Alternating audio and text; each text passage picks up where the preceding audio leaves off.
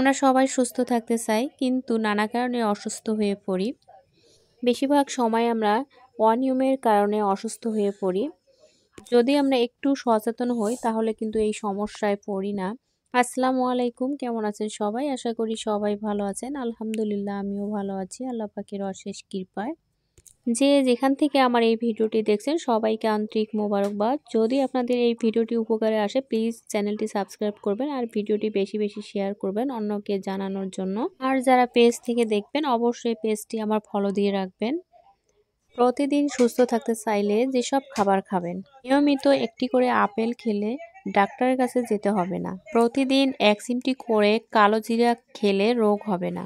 প্রতিদিন একটি করে লেবু খেলে শরীরে কখনোই চর্বি জমবে না।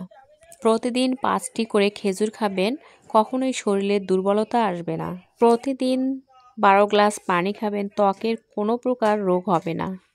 আমরা একটু সচেতন হলে এসব মেনে চলা কোনো ব্যাপারই না, কিন্তু আমাদের অবহেলার কারণে আমরা দিন দিন অসুস্থ হয়ে পড়তেছি। আমরা ভুলে গিয়েছি সুস্থতাই জীবনের সবচেয়ে বড় সম্পদ।